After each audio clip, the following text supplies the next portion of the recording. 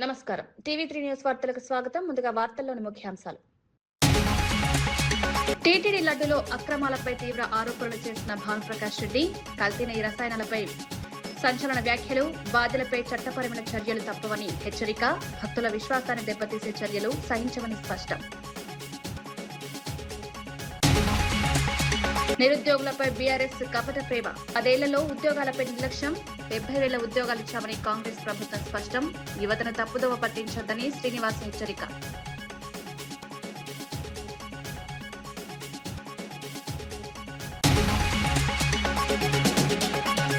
గోడలపై కమలం చిత్రించి ప్రచారం ప్రారంభించిన కిషన్ రెడ్డి, మోదీ సభ నేపథ్యంలో బీజేపీ ప్రచారం, పరేడ్ గ్రౌండ్ సభ విజయవంతం, ప్రజల్లో బీజేపీపై విశ్వాసం పెరుగుతోందని వ్యాఖ్యలు.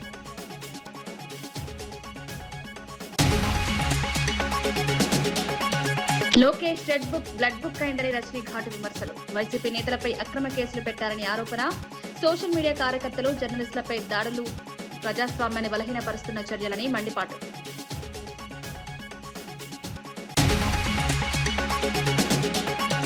కవిత పార్టీ కుటుంబ విభేదాల ఫలితమని కేఏ పాల్ సంచలన వ్యాఖ్యలు, వ్యక్తిగత కారణాలతో ఏర్పడిన పార్టీలు నిలవని వ్యాఖ్య, చిరంజీవి షర్మిల పార్టీలను ఉదాహరణగా చూపించి విమర్శ, ప్రజలు ఇలాంటి పార్టీలను నమ్మవద్దని పిలుపు. మాజీ మంత్రి విడుదల రజనీ లోకేష్ పై తీవ్ర ఆరోపణలు చేశారు. రెడ్ బుక్ పేరుతో తీసుకొచ్చిన విధానం ఇప్పుడు బ్లడ్ బుక్ గా మారిందని విమర్శించారు. వైసీపీకి చెందిన 2500 మంది నాయకులపై అక్రమ కేసులు పెట్టారన్నారు. దాదాపు 800 మందిపై హత్యాయత్నాలు జరిగాయని, 390 మందిని హత్య చేసినట్లు ఆరోపించారు. 700 మంది సోషల్ మీడియా కార్యకర్తలపై కేసులు నమోదు చేశారన్నారు. 70 మందికి పైగా జర్నలిస్టులపై దాడులు జరిగినట్లు పేర్కొన్నారు. ఇవన్నీ రాజకీయ కక్ష సాధింపే అని విమర్శించారు. ప్రజాస్వామ్య వ్యవస్థను బలహీనపరిచే చర్యలుగా అభివర్ణించారు. వైఎస్ఆర్ కాంగ్రెస్ పార్టీ నాయకుల మీద అక్రమ కేసులు నమోదు చేశారు. దాదాపు 800 మంది మీద, వైఎస్ఆర్ కాంగ్రెస్ పార్టీకి చెందిన వాళ్ళ మీద హత్యాయత్నం జరిగింది. 390 మంది మీద దాదాపు హత్యా ప్రయత్నాలు, హత్యకు గురైనటువంటి పరిస్థితులు. 700 మంది మీద, సోషల్ మీడియా యాక్టివిస్టుల మీద అక్రమ కేసులు నమోదు చేశారు. అది ఎంతవరకు వచ్చిందంటే, ఇక్కడ ఉన్నటువంటి మీలాంటి జర్నలిస్టుల వరకు కూడా 70 మందికి పైగా జర్నలిస్టులను కూడా మరి ఈ రెడ్ బుక్ చేరుకుంది. తెలంగాణ రక్షణ సేన పార్టీపై ప్రజాశాంతి పార్టీ అధ్యక్షుడు కేఏ పాల్ ఘాటు వ్యాఖ్యలు చేశారు. కవిత తన కుటుంబంతో ఉన్న విభేదాల కారణంగానే పార్టీ స్థాపించారని విమర్శించారు. గతంలో చిరంజీవి, వైఎస్ షర్మిల స్థాపించిన పార్టీలు నిలబడలేదని గుర్తు చేశారు. అదే పరిస్థితి కవిత పార్టీకి కూడా ఎదురవుతుందని అభిప్రాయపడ్డారు.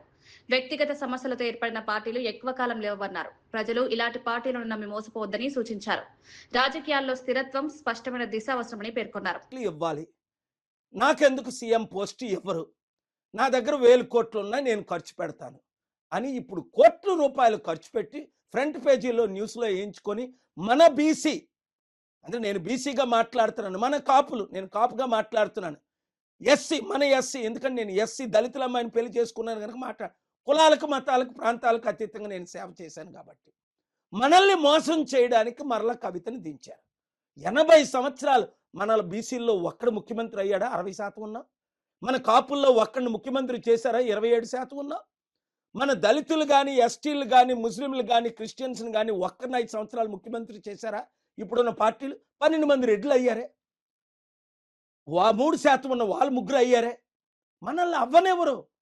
వాళ్ళదే దోచుకోవడం, దాచుకోవడం, ఖర్చు పెట్టడం. అందుకే కవిత 1000 కోట్లు దోచుకున్నది, 1000 కోట్లు దాచుకున్నది, లక్షల కోట్లు సంపాదించడానికి తండ్రితో ఫైట్ చేసి, షర్మిల ఏ విధంగా అన్నతో జగన్తో ఫైట్ చేసి, అప్పుడే చెప్పాను షర్మిల పార్టీ ఫైట్ కొరకే, సక్సెస్ అవ్వదు, క్లోజ్ అయిపోద్ది. పవన్ కళ్యాణ్ టీడీపీ బీజేపీలో కలిసిపోతాడు.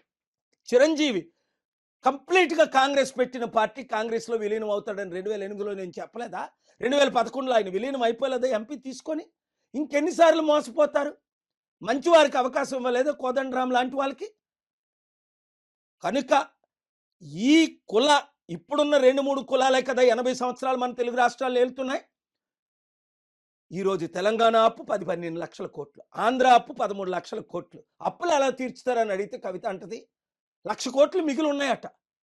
అంటే ఆవిడ కనీసం ఏబిసిడీలు కూడా తెలియదు. 1,00,000 కోట్లు మిగలలేదు.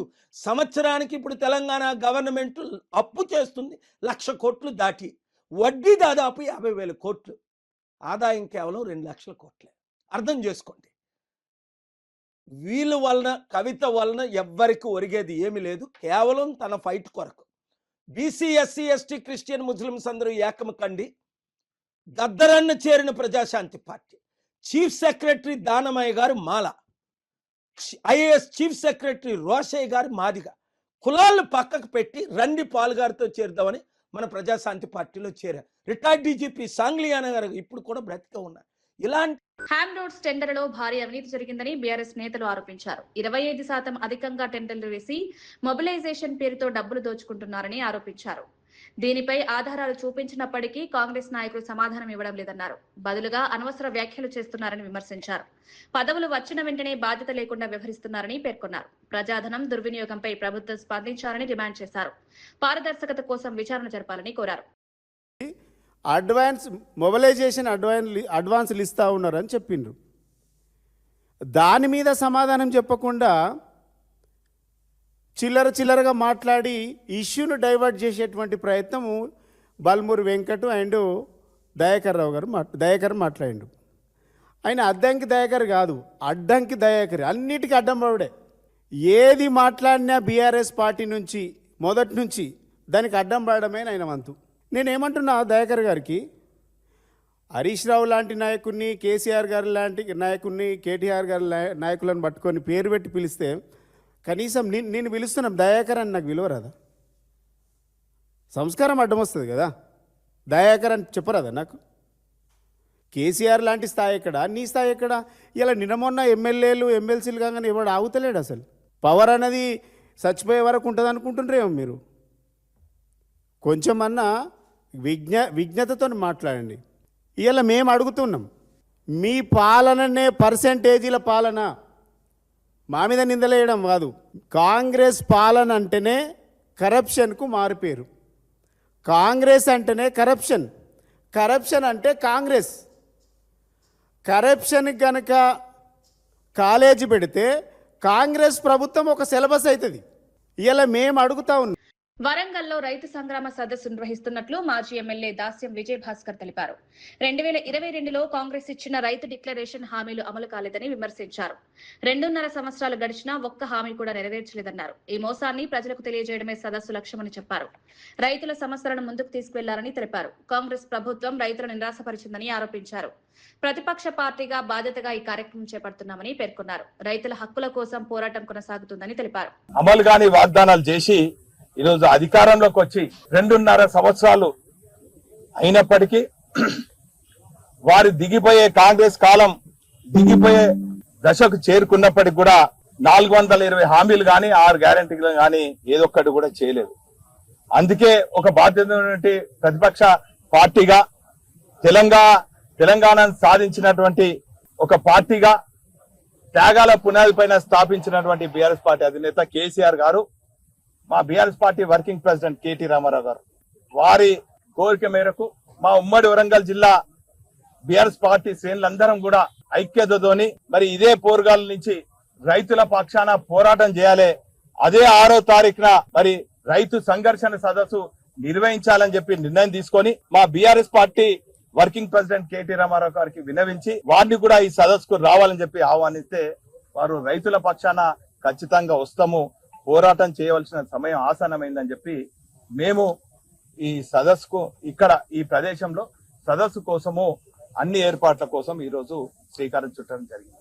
ఈ సదస్సుకు సుమారు 12,000 గ్రామ పంచాయతీలు అనుకోండి, లేక మరి 13,000 దాకా ఉన్నటువంటి గ్రామాల నుంచి ప్రతినిధులు జిల్లాలో ఉమ్మడి వరంగల్ జిల్లాలో ఉన్నటువంటి అనేక గ్రామాల నుంచి మరి రైతు ప్రతినిధులు వచ్చి మరి కాంగ్రెస్ చేసినటువంటి మోసపూరిత వాగ్దానాలను, అదే విధంగా వారు పండించినటువంటి పంటను కూడా కొనుగోలు చేయకుండా బోనస్ పక్కకు పెట్టండి, వారు పండించిన మరి పంటను కూడా కొనుగోలు చేయకుండా కాలయాపన చేస్తున్న పరిస్థితులను మరి ఈ సదస్సు ద్వారా వాళ్ళందరూ కూడా మరి వారు మరి క్షేత్రస్థాయిలో ఎదుర్కొంటున్న సమస్యలను కూడా పార్టీ దృష్టి తీసుకొస్తారు.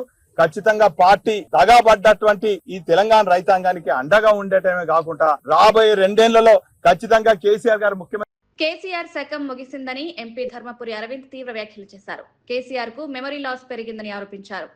జీవన్ రెడ్డిని కూడా మోసం చేశారన్నారు. జగిత్యాల ప్రజలు తీవ్ర అయోమయంలో ఉన్నారని పేర్కొన్నారు. తెలంగాణలో నాయకత్వంపై అసంతృప్తి పెరుగుతోందని తెలిపారు. రాజకీయంగా మార్పు అవసరమని అభిప్రాయపడ్డారు. ప్రజలు నిజాలు గ్రహిస్తున్నారని చెప్పారు. రాష్ట్రంలో కొత్త రాజకీయ పరిస్థితులు ఏర్పడుతున్నాయని విశ్లేషించారు. ఈ వ్యాఖ్యలు రాజకీయ వర్గాల్లో చర్చకు దారితీశాయి. పోకపోతే ఈయన స్టేజ్ మీద లేడు, ఆయన ఒక్క మాట అనలే. రేవంత్ ఏమో జీవన్ రెడ్డి గారిని మస్తు తిట్టిండు, మస్తు అన్నాడు. ఈ కేసీఆర్ ఎందుకు అనలే అంటే సంజయ్ మా టచ్లో ఉన్నాడా? మళ్ళీ జీవన్ రెడ్డి గారు మళ్ళా అధోగతి పాలవుతారా ఈ వయసులో? కేసీఆర్ జీవన్ రెడ్డి గారిని కూడా మోసం చేసిండు. జగిత్యాల ప్రజలు ఇవాళ వాళ్ళు ఉన్నంత కన్ఫ్యూజన్లో తెలంగాణ ప్రజల ఎవ్వరూ లేరు. కేసీఆర్ శకం ముగిసింది. కేసీఆర్ గురించి తెలంగాణ ప్రజలు ఇంకా ఆలోచన చేసే ప్రసక్తి లేదు. Highly corrupted person, highly corrupted family. మొత్తం తెలంగాణకి మత్తు పదార్థాలు గ్రామ స్థాయి నుంచి అలవాటు చేసిన ప్రభుత్వం కేసీఆర్ ప్రభుత్వం. అది కాళేశ్వరం ఫార్సే, మిషన్ భగీరథ ఫార్సే, కాకతీయ ఫార్సే, ఔటర్ రింగ్ రోడ్ పెద్ద స్కామ్ మెయింటెనెన్స్ది. కల్వకుంట్ల చంద్రశేఖరరావు ఎన్ని ఛానళ్ళకి ఎన్ని ప్యాకేజీలు ఇచ్చినా అది లేచేది లేదు. ఇంకా దీనికంటే డీప్గా కరప్షన్ గురించి మాట్లాడాలంటే ఆయన బిడ్డలంటే చెప్తారు. కరీంనగర్ లో జరిగిన జ్యువెలరీ షాప్ దొంగతనంపై కేంద్ర మంత్రి బండి సంజయ్ స్పందించారు. షాప్ సిబ్బంది ఎంతో ధైర్యంగా దొంగలను ఎదుర్కొన్నారని ప్రశంసించారు. ఇలాంటి సంఘటనల్లో భయపడకుండా స్పందించడం అభినందనీయమన్నారు. ఘటనపై పోలీసులు దర్యాప్తు చేస్తున్నారని తెలిపారు. నిందితులను త్వరగా గుర్తించి కఠిన చర్యలు తీసుకోవాలని కోరారు. నగరాల్లో భద్రతను మరింత బలోపేతం చేయాల్సిన అవసరం ఉందని సూచించారు. వ్యాపారుల భద్రతకు ప్రభుత్వం ప్రత్యేక చర్యలు తీసుకోవాలని, ఇలాంటి సంఘటనలు పునరావృతం కాకుండా పోలీసులు అప్రమత్తంగా ఉండాలని హెచ్చరించారు.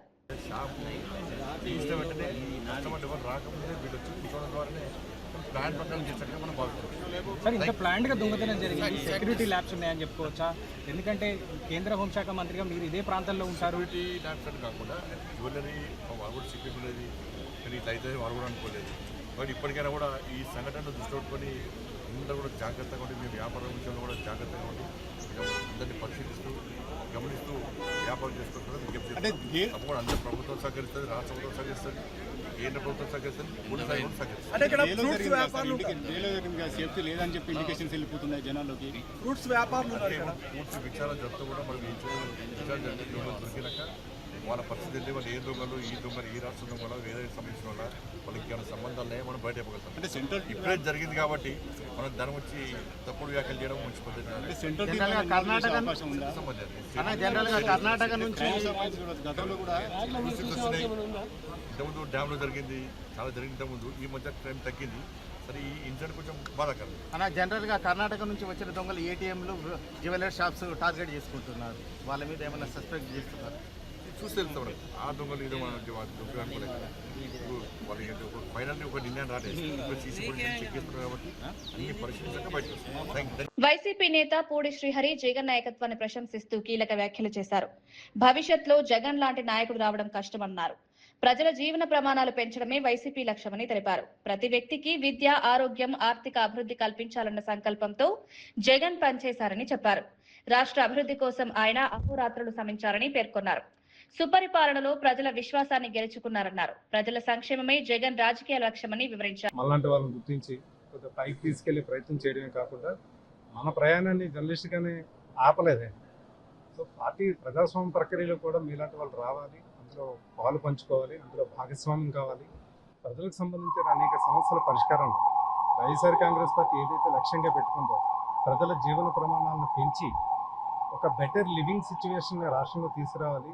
డెవలప్మెంట్ అనేది ఒక కాన్సన్ట్రేటెడ్గా ఏ ఒక్కరికో కొందరికో ఏ ప్రాంతానికో కాకుండా రాష్ట్రంలో ప్రతి కుటుంబం కూడా చాలా ఆనందంతో ఉండాలి, చాలా సంతోషంతో ఉండాలి. ప్రతి ఒక్కరు కూడా నాణ్యమైన విద్య, వైద్యం, అలాగే ప్రజలు ఎక్కువగా ఆధారపడే వ్యవసాయ రంగంలో కూడా సమూల మార్పులు, విప్లవాత్మక సంస్కరణలు, ఇవన్నీ కూడా ఒక ఎజెండా. రానున్న 10-100 సంవత్సరాలకు సరిపడా ఒక ఎజెండా పెట్టుకున్నారు. తన జీవితం ఉన్నంత వరకు కూడా ప్రతి మనిషిలో కూడా చదువు కోసం కానీ, ఆరోగ్యం కోసం కానీ, బ్రతకడానికి కానీ ఎవరి మీద ఆధారపడాల్సిన అవసరం లేకుండా ఒక మంచి ఎకానమీ, సస్టైనబుల్ ఎకానమీ మోడల్ని తీసుకురావాలన్న ఆలోచన గట్టి సంకల్పం అయింది. ఇవాళ ఆయన ఓడిపోవచ్చు, రేపు గెలవచ్చు, మరోసారి ఓడిపోవచ్చు. కానీ ఆయన ఏవైతే మార్గదర్శక విధానాలు తీసుకొచ్చారో, ఒక కార్యాచరణ ప్రణాళిక తీసుకొచ్చారో, ఒక మంచి ప్రపోజల్స్ తీసుకొచ్చి ఆ ప్రపోజల్స్ని కార్యరూపంలో తీసుకొచ్చి ఒక సుపరిపాలన తీసుకు రాష్ట్రాన్ని ముందుకు తీసుకెళ్ళడానికి ఆయన నిరంతరం అహోరాత్రాలు ఏ రకంగా కష్టపడ్డారో దగ్గరుండి మేము అందరూ చూసాం. అనేక సార్లు చూస్తే గడిచిన 5 ఏళ్ళలో కూడా అనేక పదవుల్లో కూడా ఎవరు ఊహించలేని విధంగా అందరూ పదవులు కూడా ఇచ్చారు. ఇదేదో ఎవరికో చూసి ఇచ్చే పదవులు కావు. సో ఎవరికైనా అవకాశం లేకపోతే అవకాశం మనం ఇస్తే వాళ్ళు ప్రూవ్ చేసుకుంటారని ఒక యాటిట్యూడ్తో ఆయన ఆ రకమైన అవకాశం ఇవ్వడం జరిగింది. దాంట్లో భాగంగా మనకు కూడా జరిగింది. మనం ఇచ్చిన మేరకు మనం బాధ్యత మనం నిర్వర్తిస్తాం. కాకపోతే ఇప్పుడు జరిగిన పరిణామాలు మాత్రం అందరికీ చాలా ఆలోచన కలిగించే, బాధ కలిగించే. దీని పట్ల ఎవరు నాకు ద్వేషం కానీ కోపం కానీ ఎవరి మీద లేదు. మనం ఏంటంటే ఎవరైతే మీడియా ప్రతినిధులకు ఏదైతే స్వేచ్ఛ ఉందో, ఎవరు కూడా ఈ దేశంలో మీడియా కావచ్చు. కాంగ్రెస్ నేతలపై ఎంపీ కొండా విశ్వేశ్వర్ రెడ్డి ఘాటు విమర్శలు చేశారు. నిధుల కోసం కాంగ్రెస్ నేతలు ఢిల్లీకి వెళ్లి కేంద్ర మంత్రులను కలుస్తున్నారని వ్యాఖ్యానించారు. తెలంగాణ ప్రభుత్వం కేంద్ర నిధులపైన నడుస్తోందన్నారు. రాష్ట్రంలో రైతులు బ్రతుకుతున్నారంటే కేంద్ర ప్రభుత్వమే కారణమని పేర్కొన్నారు. దేశంలో అత్యధికంగా ధాన్యం తెలంగాణ నుంచే కొనుగోలు చేస్తున్నామని తెలిపారు. అయినప్పటికీ కేంద్రంపై విమర్శలు చేయడం తగదన్నారు. ప్రధాని మోదీ చేసిన అభివృద్ధి పనులను గుర్తించాల్సిన అవసరం ఉందని సూచించారు. చుట్టూ తిరుగుతా ఉన్నారు మా కేంద్ర మంత్రుల చుట్టూ, వాళ్ళకి మీరు ఛాయ్ ఇస్తున్నారు, సంతోషం. మీరు వాళ్ళతోటి పాతోడు తిట్టిండొచ్చు కానీ మీరు మంచి సంబంధాలు పెట్టుకున్నారు, సంతోషము. కానీ ఇక్కడికి వచ్చి తెలంగాణకు వచ్చి దుష్ప్రచారం చేయరు. అక్కడేమో చిప్ప తీసుకొని పోతారు మా కేంద్ర ప్రభుత్వం ముంగట, ఇక్కడికి వచ్చి మేమేమి ఇస్తలేమా అంటారు. మళ్ళీ ఎందుకు వాళ్ళు ఢిల్లీకి ఇస్తలేరా? మీ చిప్పని తెస్తలేరా? కేంద్ర ప్రభుత్వం వల్లే నడుస్తుంది. మీరు ఎంతైనా కూడా, మీరు ఎంత తిట్టినా కూడా మేము తెలంగాణ ప్రజలకు లాభం చేస్తారు. పాతైన తిట్టినా కూడా నిన్న తెలంగాణ ప్రజలు తీసేసిండ్రు. కానీ మేమైతే తెలంగాణ రైతాంగాన్ని ఆదుకున్నాము, మున్సిపాలిటీలు ఆదుకున్నాము. ఇక ఊర్లలో గ్రామ పంచాయతీలకు వచ్చేది శ్మశాన వాటికల నుంచి, లైట్ బుగ్గల నుంచి, రోడ్ల నుంచి ప్రతి ఒక్కడు కూడా కేంద్రం నుంచి వచ్చింది నాకు తెలుసు. ఈరోజు అదే కాక 2014 నుంచి వీళ్ళు లెక్కలు చెప్తారు కదా, లెక్కలు చెప్తారు ఏంటంటే మేము ఇంత కడుతున్నాము, మాకు ఇంతనే వస్తుంది. అవునయ్యా, అవును. అంటే హైదరాబాద్ ఇంత కడుతుంది, మొత్తం హైదరాబాద్లోనే, మొత్తం తెలంగాణ ట్యాక్స్ కట్టేదంతా హైదరాబాదే, మొత్తం హైదరాబాద్ ఖర్చు పెట్టాలా? లేదు, మొత్తం తెలంగాణ ఖర్చు పెట్టాలి. అయితే ఇంకోటి, ఇది చేసేది ప్రధానమంత్రులు కాదు. ఇందిరాగాంధీ ఉండొచ్చు, అటల్ బిహారీ వాజ్పేయి ఉండొచ్చు, ఇప్పుడు మోడీ ఉండొచ్చు, మన్మోహన్ సింగ్ ఉండొచ్చు. ఇది చేసేది ఫైనాన్స్ కమిషన్. ఇంకోటి ఏం చెప్పిందంటే ఇంతకుముందు 30% ఇచ్చేది, అంటే 100 రూపాయలు ట్యాక్స్ కలెక్ట్ చేస్తే ఫైనాన్స్ కమిషన్ ద్వారా ఓన్లీ 30 రూపాయలు తెలంగాణకి ఇవ్వాలి. ఇప్పుడు దాన్ని 33% పెంచింది. ఇప్పుడు కాదు, 2014లో 14-15లో ఇది 100 రూపాయలు కలెక్ట్ చేస్తే 42 రూపాయలు వాపస్ ఇవ్వాలని చెప్పింది. మోడీ ప్రభుత్వం ఇచ్చినాక 42 రూపాయలు ఇస్తున్నాము. తర్వాత రైతులకు 1,20,000 ఇస్తున్నాము. ఈరోజు తెలంగాణ నడిచేది కేంద్ర ప్రభుత్వం వల్లనే, వాళ్లకు పైసలు లేవు. చాలా ముఖ్యము, మోడీ గారు వస్తుండ్రు. ఇది రేపు రిజల్ట్స్ అప్పుడు పొంగిపోతారు. ఇది మాకు లిట్మస్ టెస్ట్. అందుకే ఇక్కడ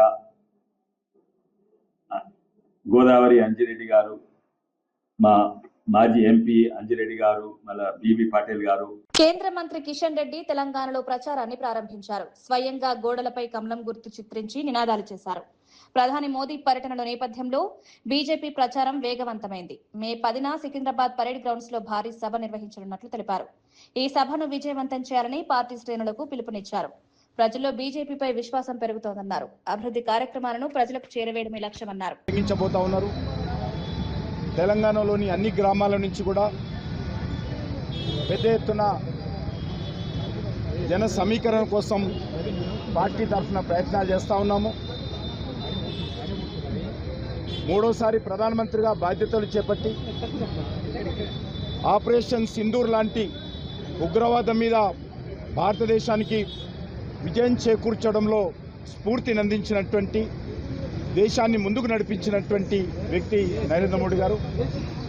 అదేవిధంగా దేశంలో ఈరోజు అనేక రకాల అభివృద్ధి కార్యక్రమాలు అనేక రకాల సంస్కరణలు తీసుకొస్తూ ముందుకెళ్తా ఉన్నాము. ప్రభుత్వ విప్ ఆది శ్రీనివాస్ బీఆర్ఎస్ నాయకులపై తీవ్ర విమర్శలు చేశారు. 10 ఏళ్ల పాలనలో నిరుద్యోగులను పట్టించుకోలేదని ఆరోపించారు. ఉద్యోగ నోటిఫికేషన్లు ఇచ్చినా పేపర్ లీకేజ్లతో పరీక్షలు రద్దయ్యాయని గుర్తు చేశారు. ఇప్పుడు అదే నాయకులు నిరుద్యోగులపై కపట ప్రేమ చూపుతున్నారని విమర్శించారు. వారికి నైతిక అర్హత లేదన్నారు. కాంగ్రెస్ ప్రభుత్వం ఇప్పటికే 70,000కు పైగా ఉద్యోగాలిచ్చిందని తెలిపారు. యువతకు ఉపాధి కల్పించడంలో ప్రభుత్వం కట్టుబడి ఉందన్నారు.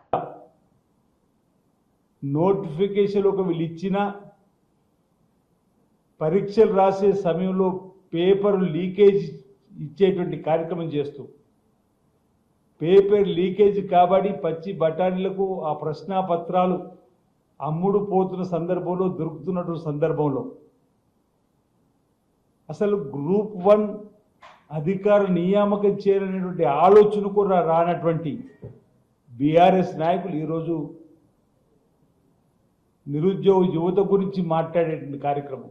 ఇది కపట ప్రేమ యువత పైన, నిరుద్యోగ యువకుల పైన ముసలి కన్నీరు కారుస్తున్నట్టుగానే ఉన్నటువంటి కార్యక్రమం తప్ప 10 సంవత్సరాల్లో యువతను, నిరుద్యోగులను పట్టించుకొని వీళ్ళు ఈరోజు ఈ ప్రభుత్వం పైన, గౌరవ ముఖ్యమంత్రి శ్రీ రేవంత్ రెడ్డి గారి పైన అబాండాలు వేసేటువంటి ప్రయత్నం చేస్తూ ముందుకు పోతున్న తీరును తీవ్రంగా తప్పుపడుతూ ఖండిస్తున్నమాట ఈ సందర్భం చెప్తూ ఈరోజు లాల్ బహదూర్ స్టేడియం వేదికగా, శిల్పారామం వేదికగా, అంబేద్కర్ విగ్రహం సాక్షిగా ఉద్యోగ నియామకాలను మా ప్రభుత్వం వచ్చిన తర్వాత ఇచ్చినటువంటివి ఈరోజు దాదాపు 70,000 ఉద్యోగాలు వాస్తవం కళ్ళ ముందు కనిపించే దృశ్య మాలిక. ఆ 70,000 కుటుంబాలు ప్రజాపాలన వచ్చిన తర్వాత, రేవంత్ రెడ్డి గారు ముఖ్యమంత్రి అయిన తర్వాత ఇందిరమ్మ రాజ్యంలో మా జీవితాలు బాగుపడ్డాయి. ఇంతమంది కుటుంబాలకు ఈరోజు ఉద్యోగాల వల్ల మేము ఎదగడానికి అవకాశం కల్పించింది చెప్పని వాళ్ళందరూ కూడా ఈ ప్రభుత్వాన్ని చల్లగా దీవెనిస్తూ ఈ ప్రభుత్వం మళ్ళీ రావాలని చెప్పని కోరుతున్నటువంటి క్రమంలో మీ కళ్ళ ముందు కనిపిస్తున్నటువంటి చిత్రాలను కూడా, మీ కళ్ళ ముందు ఇన్ని ఉద్యోగాలు ఇస్తుంటూ కూడా ఈరోజు మీరు ఈ విధంగా విమర్శించడాన్ని మానుకోవాలని చెప్పే ప్రయత్నం చేస్తూ సంగారెడ్డి ప్రాంత కార్మికులకు శుభవార్త. ఈఎస్ఐ డిస్పెన్సరీ త్వరలో అందుబాటులోకి రానుంది. టీజీఐఐసీ చైర్పర్సన్ నిర్మలా జగ్గారెడ్డి వినతి మేరకు కార్మిక శాఖ మంత్రి వివేక్ వెంకటస్వామి ఈ డిస్పెన్సరీని మంజూరు చేశారు. బైపాస్ రోడ్లో ఎంపీడీఓ కార్యాలయం పక్కనున్న ఆర్ఎండ్బీ క్వార్టర్స్ లో ఈ కేంద్రాన్ని ఏర్పాటు చేయాలని నిర్ణయించారు. భవనం మరమ్మతులకు జగ్గారెడ్డి తన సొంత నిధులతో 8 లక్షలు కేటాయించారు. ప్రస్తుతం పనులు వేగంగా కొనసాగుతున్నాయి. 10 పడకలు, 20 మంది సిబ్బందితో ఈ డిస్పెన్సరీ పనిచేయనుంది. పరిశ్రమల్లో పనిచేసే కార్మికులకు మెరుగైన వైద్య సేవలు అందించడమే లక్ష్యంగా ఈ కేంద్రాన్ని ప్రారంభిస్తున్నారు.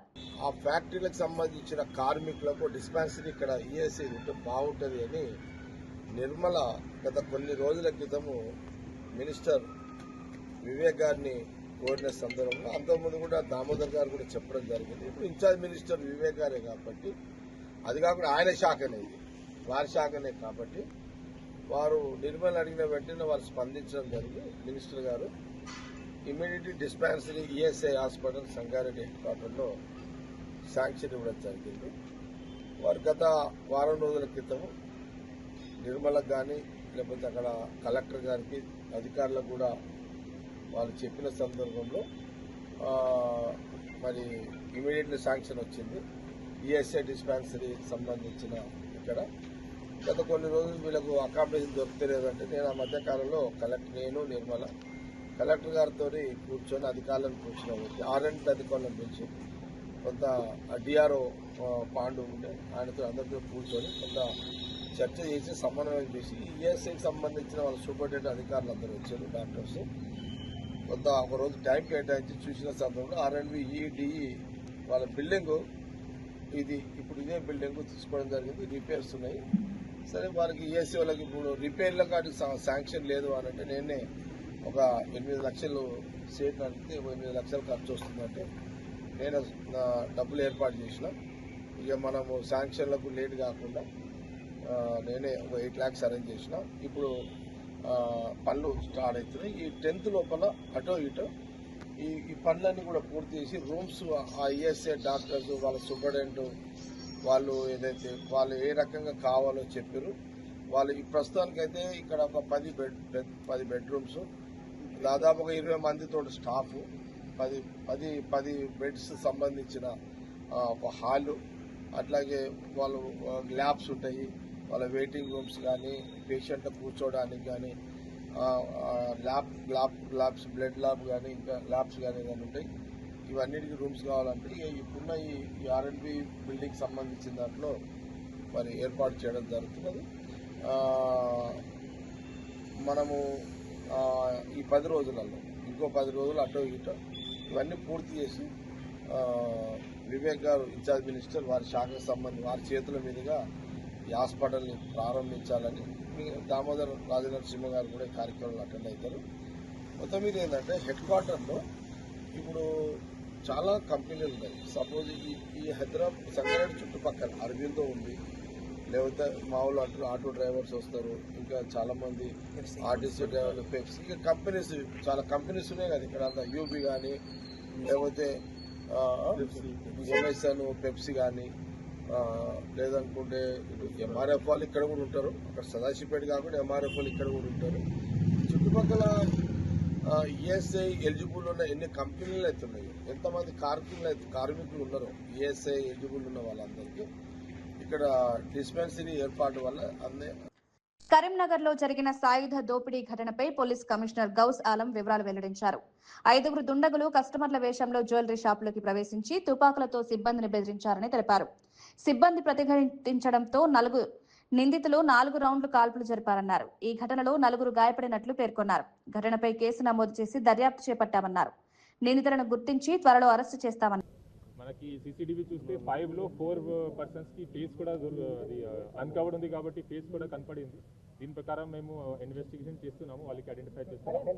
ఇక్కడ వచ్చిన తర్వాత వీళ్ళు ఇక్కడ ఉన్న గార్డ్ కి గన్ పాయింట్ లో హోస్టేజ్ చేసి రాబరీ స్టార్ట్ చేశారు. మధ్యలో sales manager other team members they try to over power జరిగినప్పుడు వీళ్ళు పానిక్ అయి ఫైరింగ్ చేశారు. టోటల్ 5 పిస్టల్స్ ఉన్నాయి, 4 మనకి కార్టిజ్ దొరికింది. 4 ఫైరింగ్ అయిన తర్వాత వీళ్ళు ఒక బ్యాగ్ లో సమ్ స్టోలెన్ రాబ్డ్ ఐటమ్ తీసుకొని పాడిపోయారు. దీంట్లో ఉన్న విక్టిమ్స్ టోటల్ 4 ఉన్నారు. 4కి గన్ షాట్ ఇంజరీ అయింది, కానీ నాన్ ఫెటల్ ఇంజరీ ఉంది. అందరూ అవుట్ ఆఫ్ డేంజర్ ఉన్నారు. ఇప్పుడు ప్రైవేట్ హాస్పిటల్ వాళ్ళకి ట్రీట్మెంట్ నడుస్తుంది. వాళ్ళు కూడా మేము స్టేట్మెంట్ రికార్డ్ చేస్తున్నాము. ఇది కాకుండా జ్యువెలరీ షాప్లో ఉన్న అదర్ ఆఫీషియల్స్ కూడా స్టాఫ్ కూడా మేము స్టేట్మెంట్ రికార్డ్ చేస్తాము. సీసీటీవీ కెమెరాస్ చూసి అఫెండర్స్కి ఐడెంటిఫై చేయడానికి ప్రయత్నం జరుగుతుంది. వెంటనే మనకి తిరుమల శ్రీవారి లడ్డు ప్రసాదం తయారీలో జరిగిన అక్రమాలపై టీటీడీ సభ్యుడు భానుప్రకాష్ రెడ్డి తీవ్ర వ్యాఖ్యలు చేశారు. గత ప్రభుత్వ హయాంలో లడ్డు తయారీలో కల్తీ నెయ్యి, రసాయనాలు ఉపయోగించారని ఆరోపించారు.